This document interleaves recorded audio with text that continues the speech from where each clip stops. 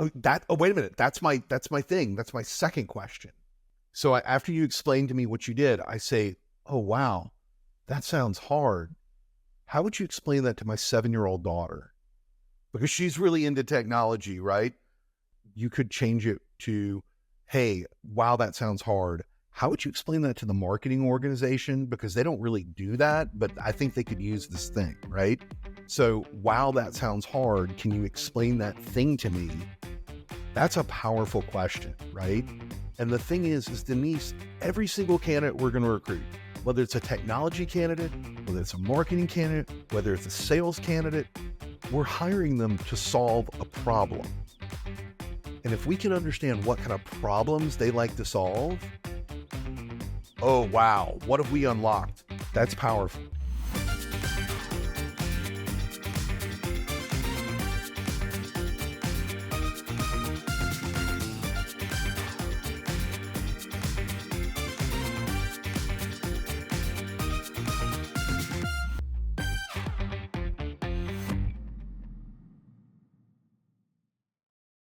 Hi there, I am Denise Chaffin, and I am the host of Talking TA. And today I am honored to have with me Brian Fink, who I've kind of met in person, but not really. We found out we were standing next to each other at a conference a couple weeks ago. Who knew, right? So anyway, Brian, it's such an honor to meet you in person, kind of on video. And I am also anxious to talk to you about your book, Talk Tech to Me. So without further ado, as I always say, just please go ahead and introduce yourself and tell us a little bit about your background. Well, Denise, I think we've already discussed the fact that I'm rather aloof, right? That we were standing next to each other and I didn't know that I was standing next to you. So a little bit about me is I've been in talent acquisition for about 18 years. I started in the agency space and I started originally recruiting sales professionals. I grew from sales and marketing to working specifically on marketing technology and finding those engineers that were powering MarTech or AdTech. So that's actually kind of the impetus for why I wrote the book, but it took me like years to get it together and to put it together. Speaking of putting it together, today I work at the most fabulous security company on the face of the earth, right? Like I work at McAfee Security. We take care of you and your family. We keep you safe on your desktop, on your phone. We have a lot of exciting products that are coming up and coming in the pipeline that are going to be there to protect you from the detriments of AI, right? Because we're going through this big AI explosion. As we talk about that, I am really focused on day in and day out on recruiting talent to the organization, particularly in technical roles. I do work occasionally on the side of the desk, bringing individuals to our marketing org or to our executive group. I'm an open book. I like to tell anybody who's listening that Friday afternoons, I have open office hours. And if you've got a problem in recruiting, or you need somebody to look over your resume, or you need somebody to help you with your interview coming up for the next week, usually from 1 until 6 p.m. Eastern on Friday afternoons, I set that time aside to give back to my community and to make sure that we're growing as recruiters. So that's it. That's the only thing I'm going to plug, right? Like you plugged the book, and we talked about the fact that we didn't meet each other at Transform, even though we were sitting there watching Joel talk about social connection. Denise, thanks for having me on your program. I'm really excited about what we're going to do together today. Oh yeah, me too. Seriously, Brian. In fact, so it's interesting when you talk about your Friday afternoons. I was noticing that, I guess this post is from yesterday, right? When you're talking about standing out in the LinkedIn Coliseum where gladiators. Oh yeah. So I have a penchant for bringing in a little bit of Roman history every now and then. The Romans did build some of the modern world and a lot of great architecture. The Colosseum, I think of us as recruiters, as job seekers, the metaphor being the gladiator, that you're really kind of engaging in this performative act for all these other people that are sometimes faceless or nameless, and you're going up against horrific obstacles that you have not faced before, right? You're doing a project, you're dialing into a new type of software, you're jumping through all kinds of hoops. So yes, we're the gladiators in the Colosseum, whether we're the job seeker, whether we're the recruiter looking for the job seeker or looking for that passive candidate, we're all the gladiators. Oh, that's amazing. Oh, I love your post. And I love the part here that says, first, ditch the resume regurgitation. Your profile isn't a dumpster for job descriptions. It's prime real estate for storytelling. That is such a great line. Yeah. So I have to give credit to a friend of mine who is not a recruiter, Danny Gamson, is that Danny often will whisper in my ear and say, Brian, things that you should not say the way that you don't think you should say them, you should absolutely say them. You will hook people into the conversation, right? So yeah, I do think that LinkedIn is a little bit of a dumpster fire, particularly when it comes to regurgitation of the resume. Not to regurgitate my own statement, but the reality of it is that LinkedIn should be a showcase of who you are, your authentic self. It should be just as powerful a marketing document or marketing website as your resume is to an applicant tracking system or to a recruiter you're trying to get in front of, right? When we think about LinkedIn, LinkedIn is about building relationship, whether it's a consocial relationship that focuses less on transaction, which I think a lot of people focus on the transactional element.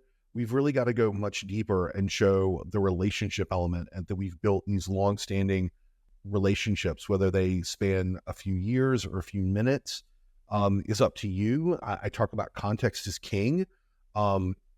That's actually a quote that I kind of borrowed from Gary Vaynerchuk when I heard him speak in Atlanta about 10 years ago when he was promoting his second book, The Thank You Economy, is that he said that content is king, but that context is queen, and she rules the house. And I think that kind of manifested its way into the conversation yesterday. Yeah, no, it's great. You're an amazing writer. You really are. And the last sentence in here was so good. Remember, in the endless sea of job seekers, be the lighthouse, not another ship. I thought, oh my God, I'm saving that line. Okay, so about that, right? And like, I think we're going through a lot of different stories here. Is that I was told the story about change and modifying your behavior, that it doesn't have to be a big change. It has to be a little change, and they're compounding effects of it. It's not James Clear's Atomic Habits. It's actually a story that took place in World War II, is that when President Roosevelt was coming back from the Yalta meetings where he had met with Churchill and met with Stalin, he was on a boat, and this was a secret mission, right? Like, nobody was supposed to know about this conference. Nobody was supposed to know that he was out of the country. And certainly the Axis powers are not supposed to know about this. So the ship is coming back to the United States, and there's a light in the distance of the ship. And the bridge calls out to the light and says, hey, you need to turn your ship, because if not, we're going to run ashore. I mean, we're going to run into each other. And so the lighthouse, and they can't see it's a lighthouse because the fog is so dense, says, hey man, we can't move. We're kind of stationary. You have to move your ship by 2 degrees, right? Long story short, they wake up the admiral of the ship. The admiral of the ship says, you will face a court martial because the president of the United States is on this boat. You will turn your boat immediately. And the lighthouse says, we're a lighthouse. We can't turn. You've got to turn immediately, or you should be court-martialed for jeopardizing the life of FDR. Don't be a lighthouse in a sea of ships, right? Shine your light, project to other people, share your message. That's what I'm trying to do every day when I write on LinkedIn. And actually, I gotta tell you, like, a little selfish secret, I don't write on LinkedIn necessarily for my audience or for my network every day. Some days I'm writing for myself because there are things that I have to get out, because I'm dealing with, I think I've been pretty candid. Like, I struggle with seasonal depression.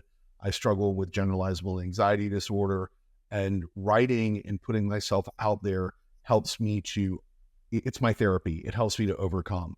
And I would encourage anyone, Heath, your announcer, told us to turn off our phones before the call, is that anybody who has a note-taking app on their iPhone or their journal app, you don't have to put your thoughts on LinkedIn. It certainly helps. I suggest that you build in public, that you recruit in public, right?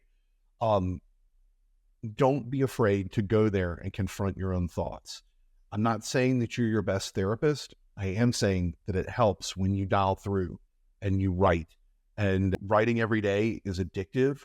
It causes you to reflect on what you've learned. It It causes you to reflect on who you are. It causes you to reflect on the candidates that you've met with. So I encourage kind of going down all those rabbit holes. Thank you very much for sharing that. That's really a good point, and I really appreciate you sharing, like you said, being so transparent too about some of the reasons that you do write. And I see other people do the same thing. I think it is therapeutic and cathartic, depending on what we're all going through, because other people, you're basically sharing the message you're not alone if other people feel the same way. So especially in a professional community like what LinkedIn is.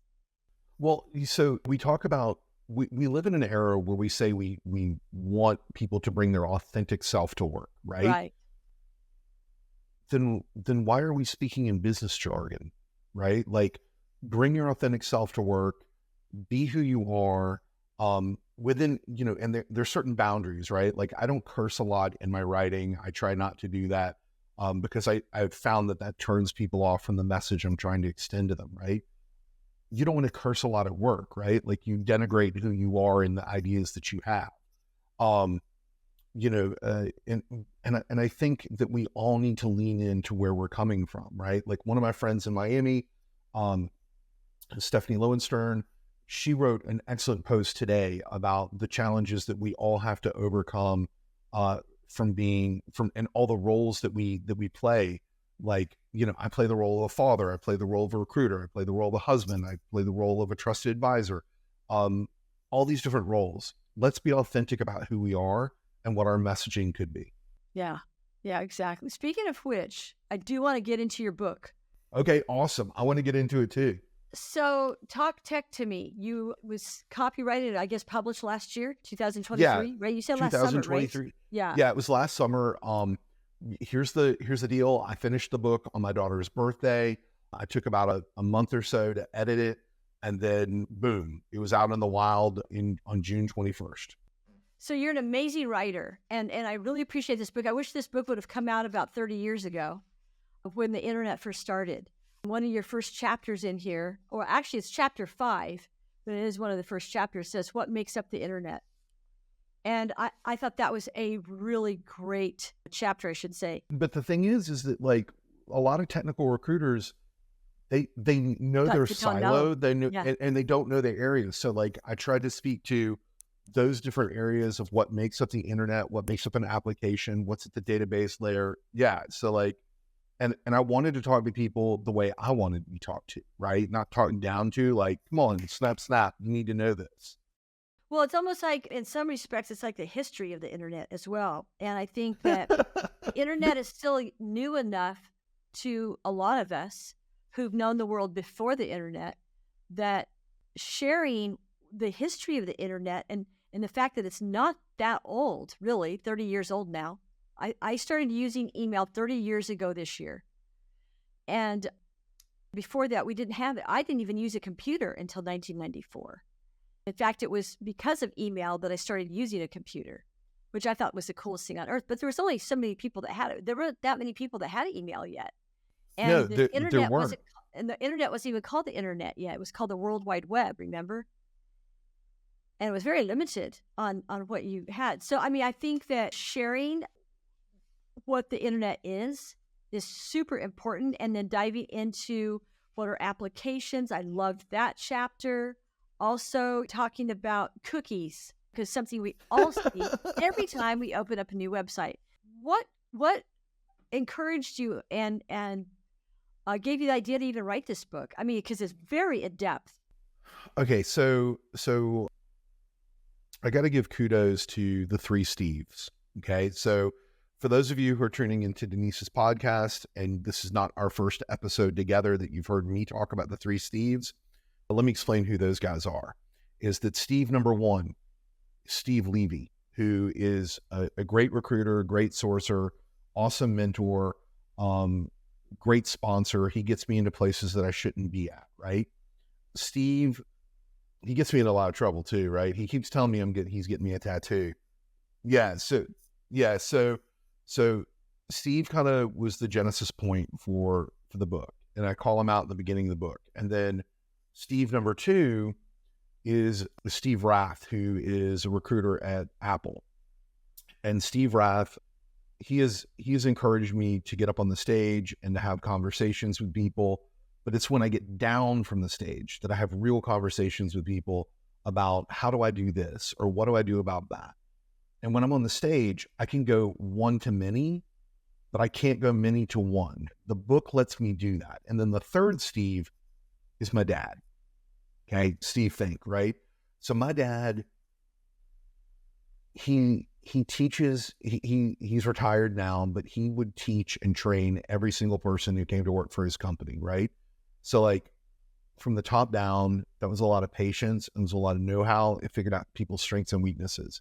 So I wanted to take my strengths and weaknesses from Steve number 3, or for my dad. I wanted to take my teaching ability from Steve Rath, Steve number 2. And then I wanted to take curiosity, empathy, and tenacity from Steve Levy, Steve number 1, and roll them all into the book. I had a lot of false starts. But then I was sitting Talent Acquisition Week in 2023, which Kara puts together in San Diego every year. And it's a great event. If you haven't been, I encourage you to go to it. It's a great community of individuals. It's not a massive event. It's just great. It's just a good exchange of ideas, and it's a really good place to kick the year off. And I had 30 people after a talk that I gave about Slack who were asking me, well, Brian, how do I do this? How do I do that? How do I do this? I wrote down everybody who talked to me, and I wrote down their question on my phone. I typed it out, and then I started thinking, hey man, you gotta put this in the book. And so there's a chapter about Boolean search because people wanted to know about Boolean search. Oh, there is. In fact, I want to interrupt you real quick because one thing I didn't mention when I gave the title of this book, the subtitle is The Non-Technical Guide to Technology Recruiting. So your audience is the talent acquisition industry for this book. So I'll go ahead and say it out loud. I'm working on a new book right now. It's called Unruly Recruiting. Unruly Recruiting is going to be broader than just technology. It's going to be tactics and messaging and exercises that you can go through to build either your agency or your desk when you're an in-house recruiter or RPO, and really kind of cover a bunch of different subject matters. Because as you pointed out, like in our pre-conversations or the conversations we've had prior to our podcast today, there's some parts of the book that are universally applicable to all forms of recruiting, whether it's accounting and finance, or whether it's technologists, or whether it's looking for hospitality leaders. And again, I wish I would have had this book when I first started recruiting after the internet was born, because there's so much. In fact, there's so much still I don't even know. I mean, you talk about in here, let's see, this section here is all on the developers, recruiting developers, and being able to speak their language.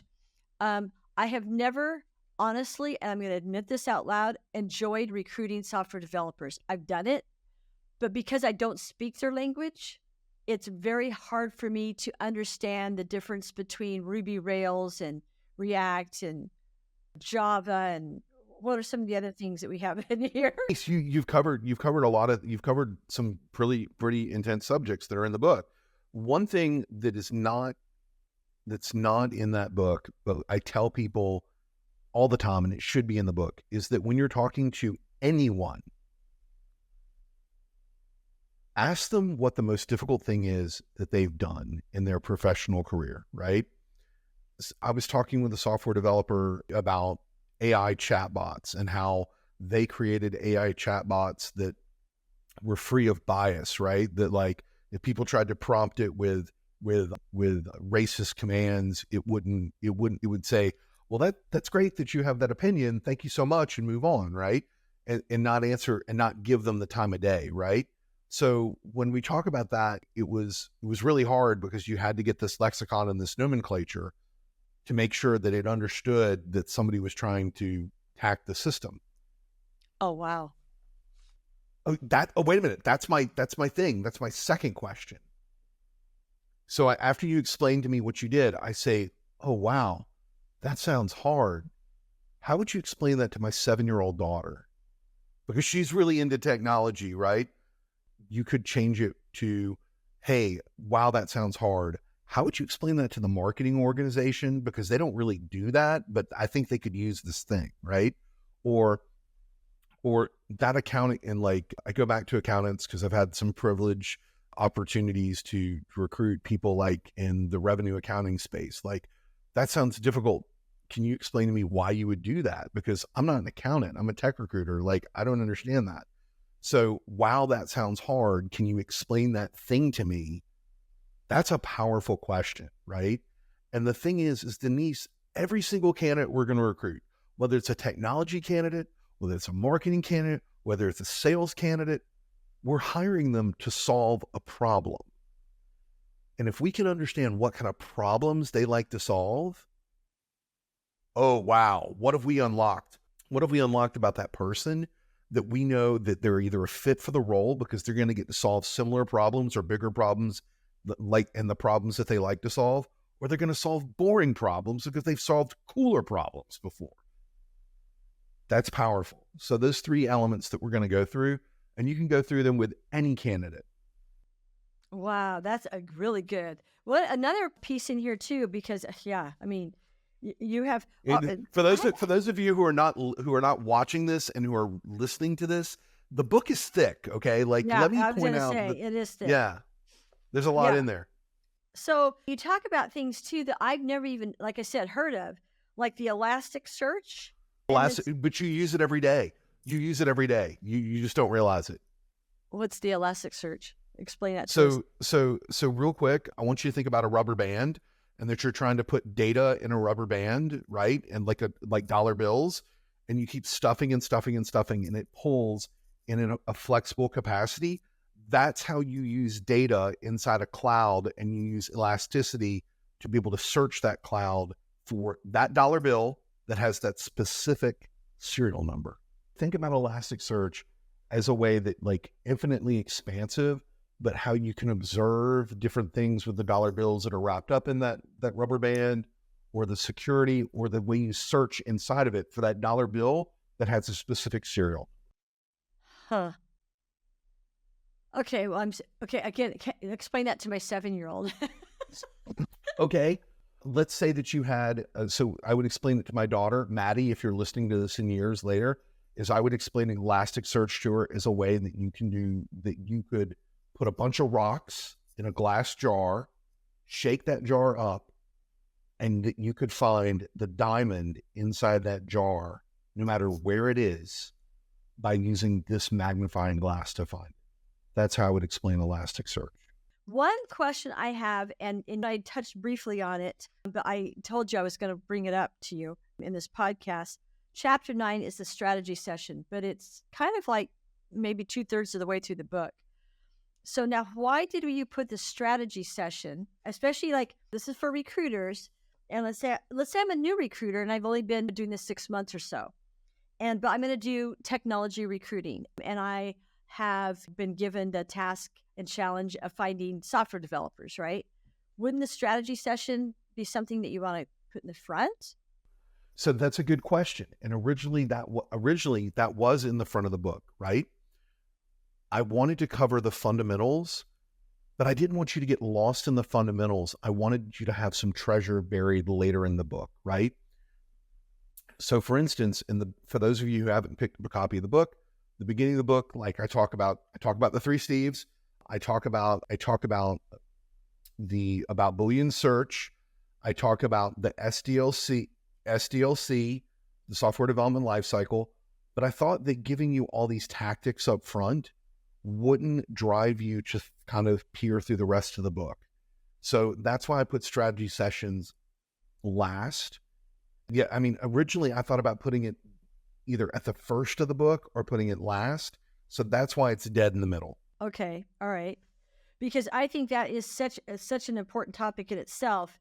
Another piece that I had noted here was exploring and explaining algorithms. We keep hearing that a lot, especially now with AI. So I love that part in your book about algorithms. And you said here, an algorithm is computer programming is a set of instructions that tells a computer how to perform a specific task or solve a particular problem. I love that that simple explanation on what an algorithm is. So going back to the simplicity is that one of the things that I tried to, and I will shout out. So I will shout out Christina Mosheri, who I shout out in the book, is that Christina and I were talking one day and I said, yeah, I kind of will put at the end of each concept, a 2-sentence summary of what the hell I just talked about so that people can get it pure, plain and simple. And she was like, well, what do you mean by that? And I was like, well, I would say this, like how I explained Elastic, but then I would go back and say Elasticsearch allows you to work through a jar and find the diamond, right? So that we could so another friend of mine who really has had a tremendous impact on me is a gentleman named Jason Singer, who was introduced to me by Josh McAfee when I worked at Velocent. And Jason Singer, he always says, you've got to be able to take the very complex and you have to distill it down to the simple. And that's when it becomes the most elegant solution. I wanted to build an elegant solution for people.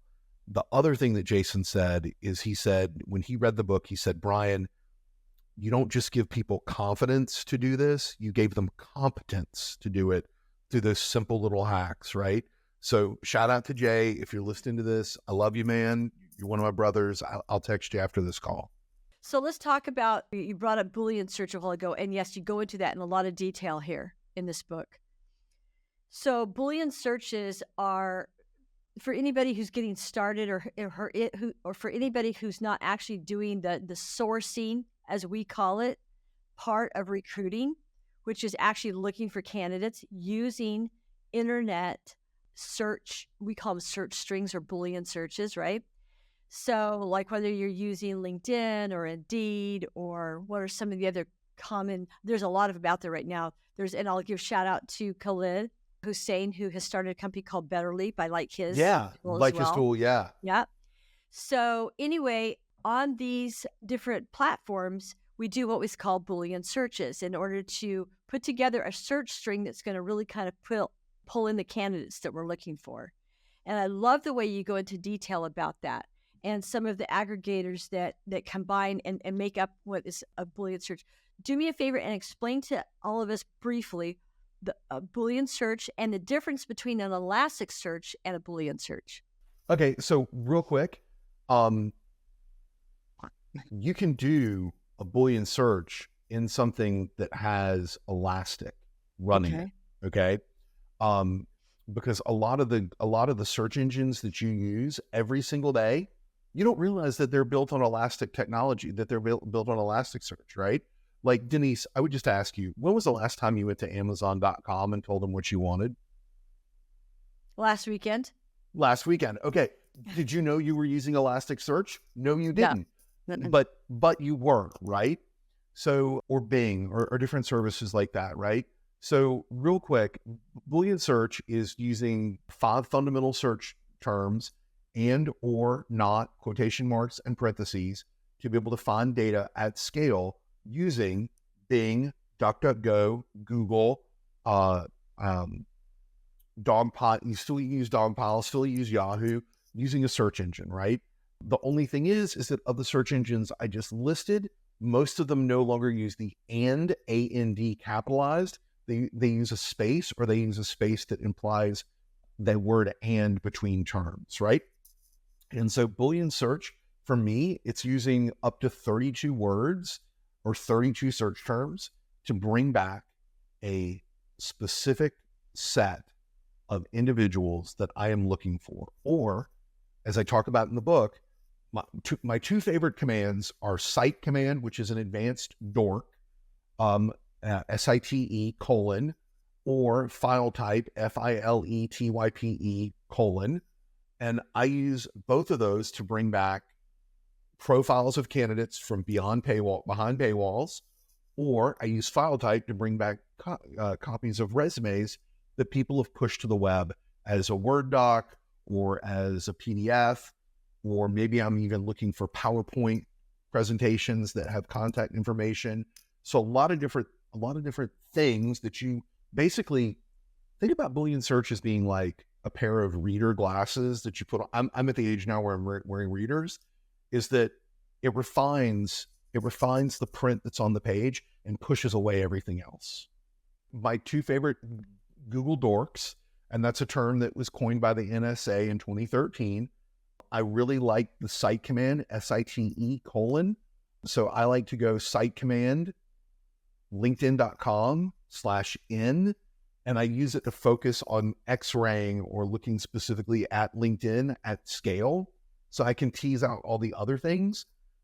And then I can start doing, I can start putting in that I want to see Denise space quotation marks at gmail.com, close quotes. And they'll bring me back profiles of people on LinkedIn named Denise who have a Gmail address. Or I will use the file type command, filetype : PDF. And then I'll put the word resume, and then I may put in quotation marks, because that's use it for exact terms, is I might put quotation mark, software engineer, close quotation mark, and it will bring me back resumes of software engineers that were saved as PDFs. Wow. I've never done that before. That is fabulous. Thank you. I have a question. And as I'm listening to you and as I was reading through your book, I thought to myself, this has come up a couple times in podcasts. There are people who go to college and take courses and actually graduate with degrees in human resources, right? But we've never had courses for technical recruiting. Nope. I don't know of a university or a junior college or community college, anything that has ever offered courses on technical or any kind of recruiting for that matter. Sure. And so when I saw your book, I thought this would be an amazing textbook for somebody who wanted to become a technical recruiter, right? And especially if you had somebody who knew all of this information like you, somebody like you, clone yourself about 3 or 4 times at least. That's why I came up with the book. Yeah. Well, but the thing is, you also need somebody, though, who can teach it, right? So I'm just wondering, though, at this point in our, I guess, industry, if we shouldn't be looking at suggesting courses for people at the college level, especially as we advance now with AI and whatnot. Are we ready to open up talent acquisition to the colleges and universities as a field of study? So I would love that. I would also love if, and I'm going to say something pretty controversial here, is that I would love it if we had licensure and certification for talent acquisition professionals, right? Like I live in Georgia. Shout out to everybody, all my people in Georgia. Is that you have to have a license to cut hair, right?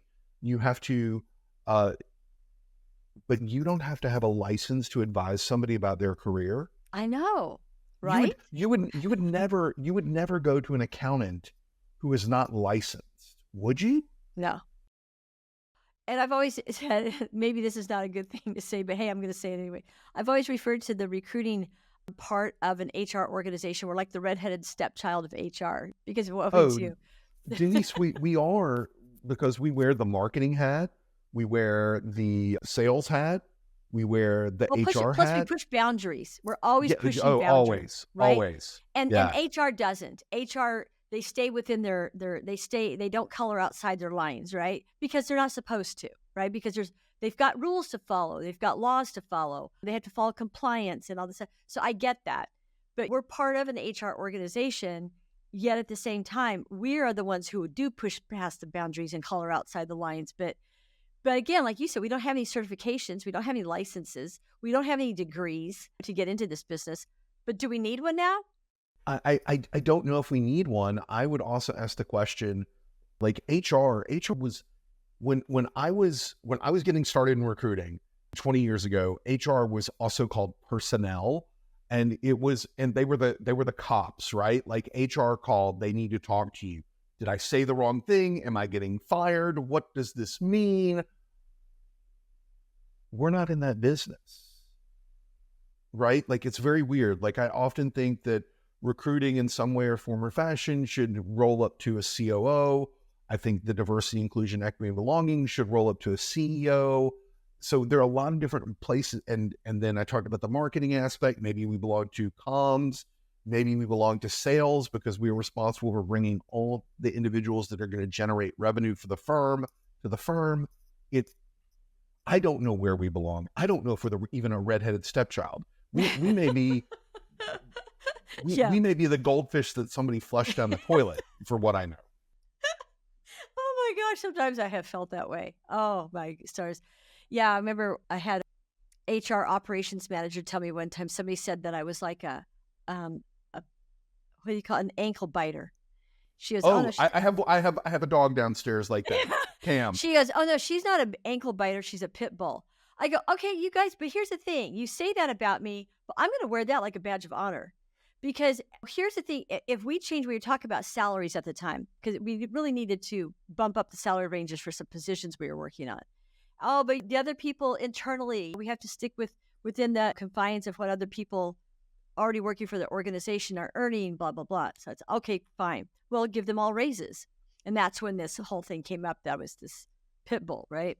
I said, yeah, but here's the thing though. If you set these new boundaries, all of a sudden now we're not going to have this huge elephant in the room issue as to why we're not getting people hired, right? Right. Especially the level of people that you're wanting to hire. So that company, in fact, wound up being sold off later on to a company that actually does have a better pay band, which I found very interesting. But I mean, the point is, though, is we do push boundaries because we're the people that are on the front line talking to people outside of the organization and learning about their competitors and learning competitive details and analysis and intelligence from other people that we're recruiting. They bring 100. us all the information that we need to share. In fact, we used to have, when I worked for On Semiconductor, we used to have meetings where we would share competitive intelligence, things that we had learned from the marketing side and also from the talent acquisition side, because we were all the people that were out talking to other people in the community and bringing back that data that we needed to share with each other so we could up our game, right? True, exactly. I mean, like when I think about recruiters, I think it's important that you create battle cards, right? Like, how do I sell against Google? How do I sell against Twitter? How do I sell against Amazon? That you have these battle cards that tell you about the market and tell you about what's going on. And sometimes that means, Denise, that you've got to do research, which is easy to do on very large companies, but also you've got to be able to do research on very small organizations that just have 26 employees and have gotten their seed round, but they're doing something really remarkable in the space. You, as an agent to the business, when it comes to that competitive intelligence, you're able to do a lot of things. You're able to say, look, legal, should we be hiring people from this company or should we buy them outright? Right. Exactly. Huh. Yep. That's It's a little different one, isn't it? It is. It is. Well, and going back to your book, I think that there's some areas in here too that you talk about applicable technologies and whatnot. I love that. I love that section as well, and networking groups. So one of the pieces in here though that I do want to dive into a little bit though is that strategy session that we set up with managers as well when we are recruiting, and I think it's important to tie it into what we're talking about with respect to training people and certifying people. Because besides recruiting and interviewing candidates for positions, we're working with decision makers and yes, and key leaders for organizations that also may or may not know what the playing field is looking like, right? Because they're not there, and how to effectively work with those people. And I have brought up several times over the past several years. I think one of my best LinkedIn workshops I ever attended was the session about partnering with your business leaders and not just was that a John Valstica class, that Vastalica class? That sounds a lot like what John would say. I don't remember who the leader was. Okay, it was a male, but yeah, it was a great workshop on reminding hiring managers, I'm here to partner with you, right, and setting up the strategies. But there could be some psychology that goes into it. And again, that's what I'm thinking. Are we at a point in this industry where we actually do have some textbooks that we need to share with people and to maybe offer courses that we need to offer people that do want to get into this business? And then you talked about certifying. years ago, remember AIRS? Remember the AIRS courses that we used to I take? I do remember AIRS. I was AIRS took AIRS certified. 15 years ago. Yeah. That's how I Yeah. met Shannon Pritchett. Yeah. I went up to Seattle, Washington to become AIRS certified. And I was up there with another colleague of mine. Anyway, so, and then who was the other one that was certifying? Oh, and then LinkedIn had a certification. You could be a LinkedIn. They did. Right. Yeah, right. But I think that's as far as, I mean, I don't know if there's any other certification programs that we've had. So there are certifications, but what I find is if I was going to take a course today, I would be taking a course from Shally Steckrell. Okay. Shally, if you're listening to this, that I think you're tremendous, how much I look up to you. Shally is a trailblazer.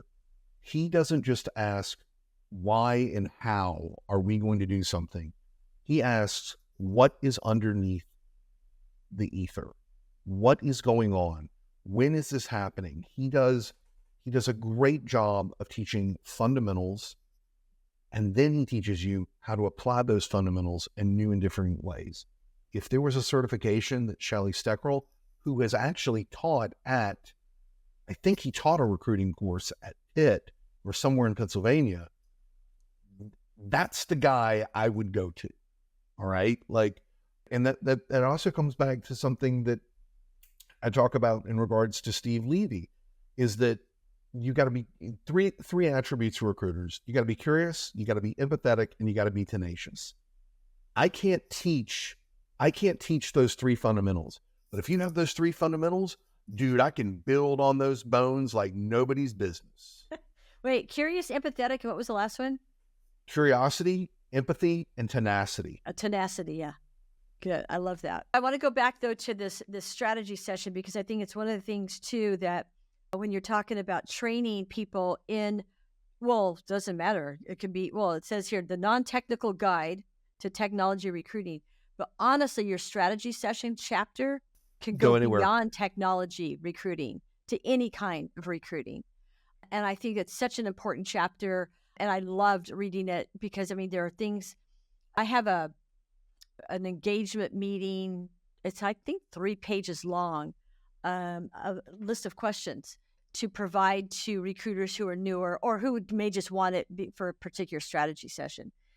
And in my requisition engagement list of questions, we have a lot of things that you included in your book. And so I was kind of double checking.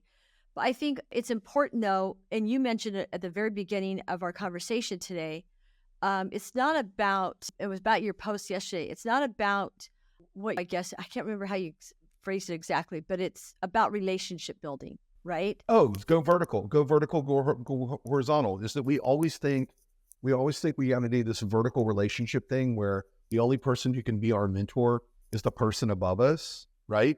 I had a young lady several years ago when I was working with Jason at Velocit. Her name is Sarah Everett. And Sarah Everett, if you're listening, I love all your shout outs.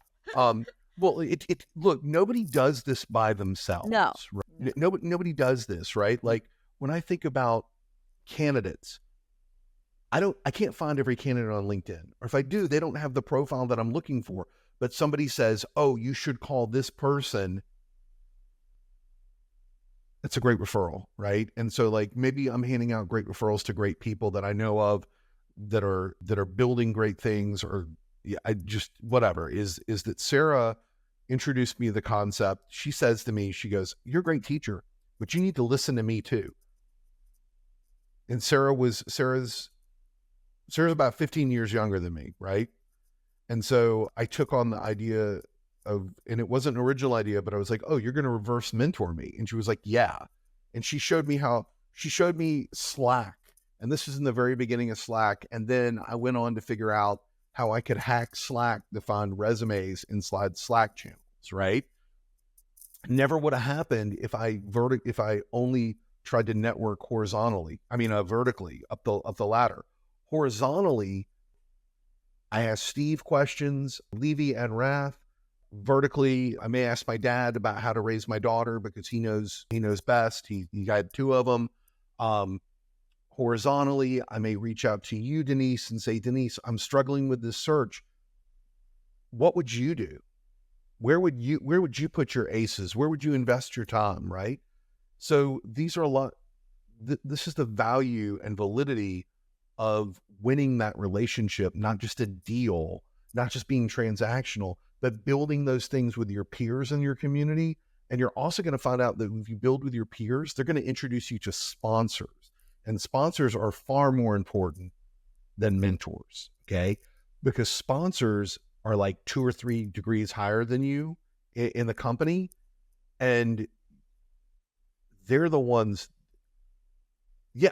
Okay. So, hey, Kate, who is in charge of employer branding at McAfee. Kate sponsors me for conversations about employer branding. I don't know. I am a good recruiter. I don't know nearly as much as like James Ellis knows about employer branding. Shout out to James.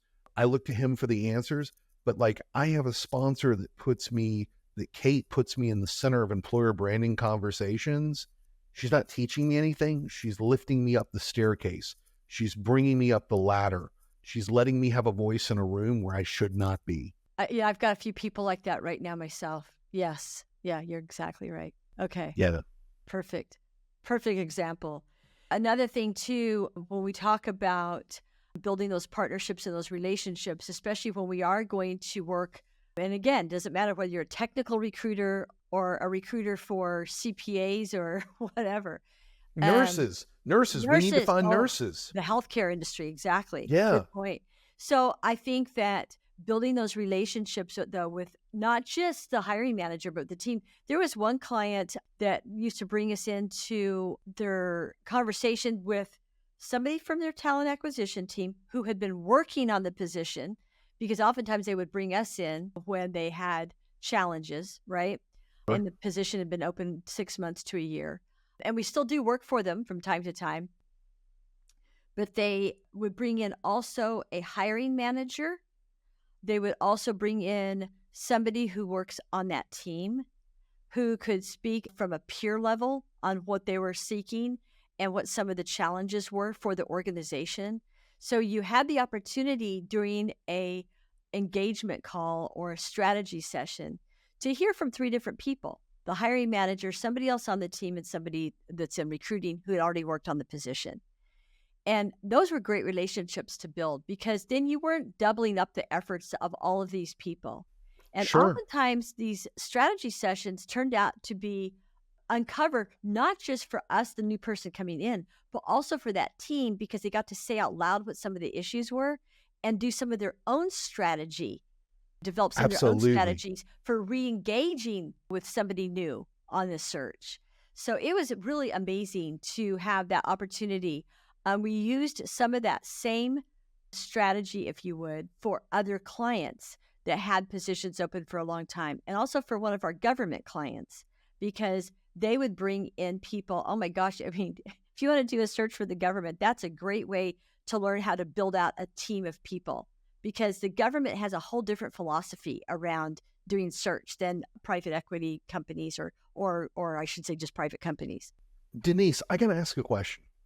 In the environment you just described, with all those players at the table, number ones, number twos, recruiting, different parts of the team,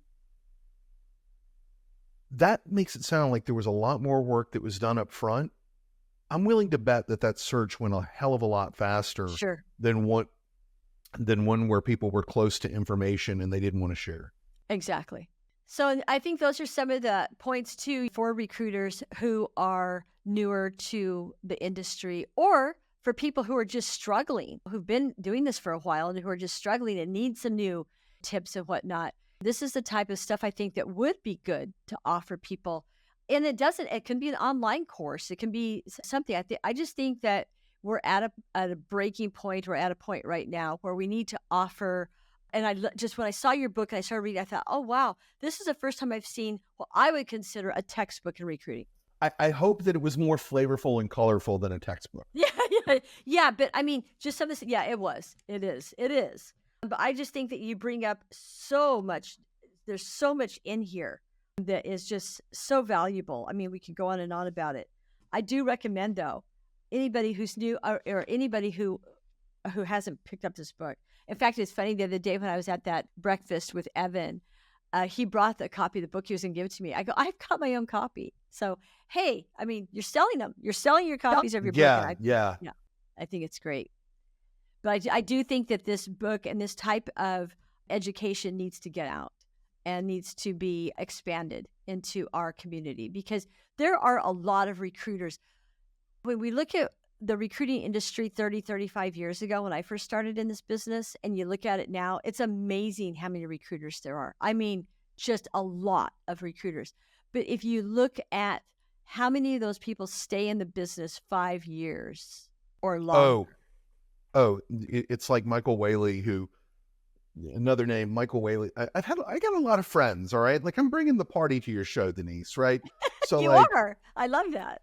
So Michael Whaley, who had been, we started on the same first day, November 1st at Vanguard together under Jeff Audette, is that Michael made the comment. He said, look, after you do this if you can make it 2 years, there's nothing you're going to rather do for the rest of your life. And I was like, yeah, sure, Michael, whatever you say, buddy.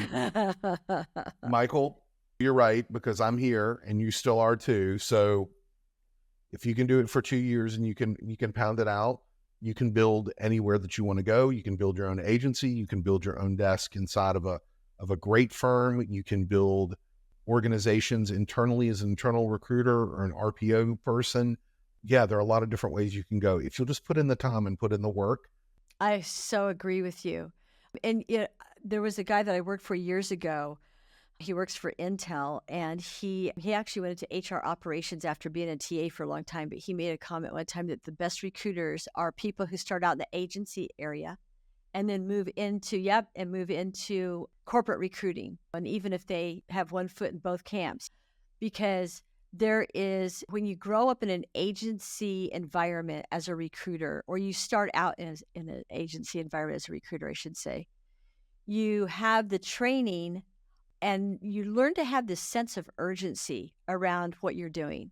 If you start out as a corporate recruiter, you kind of can get bogged down in the mire of corporate politics, right? And processes and policies and things like that. And again, you're partnering more with HR. When you're in it on the agency side, you're more removed from it. I don't know about the RPO side of it. I guess we could talk about that a second. But at the same time, I think that when you come from the agency side into corporate recruiting, you bring with you that sense of urgency and that relationship building. So I think you're spot on. I think that what makes corporate recruiting a little bit easier is the fact that you're only recruiting for quote unquote one client, right? But also what makes it harder is you can't run from that client and you can't shop the candidate around, right? The same way that you can in agency land. And you talk about RPO, and I look at RPO as a bridge from agency to corporate recruiting, is that if you go straight from agency recruiting to corporate recruiting, and my friend Barbara Marks Barbara, if you're listening, you would agree with me on this, is because we've talked about it, is that when you go from agency to corporate, there is a whole new set of things that you don't know that you need to learn before you get yourself sued. Yeah. Okay.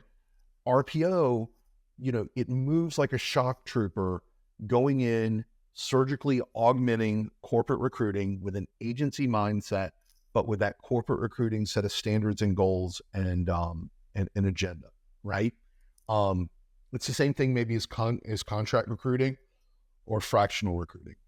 Or now we have, my company is considered a RAS company, recruitment as a service, where we're offering some of the same services as an RPO company, but without coming in and taking over that entire organization, right? Doing the function, yeah, okay. Yeah, stepping in and doing the sourcing of recruiting and basically augmenting their internal recruiting staff, which I think a lot of companies, and that's what's kept us busy, is our clients prefer that over RPO because they don't want to turn over their entire TA organization to another company, right? Or a third or a outside RPO company, if you would.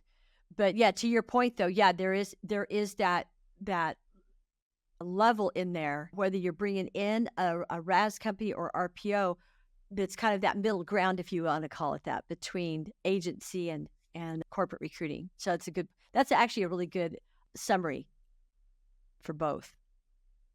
One last thing here that I want to bring up is Google CSE, and this is not in your book. This is actually, yes. And so I do want to bring this up before we wrap. Google CSE, I thought that was I had to look it up. I hadn't heard of it. Okay, so talk about that for a second, because I think that if we're going to work as technology recruiters, something like Google CSE is really important. Yeah. Okay, so real quick, Denise, thanks for asking that question about the Google custom search engine or Google programmable search engine.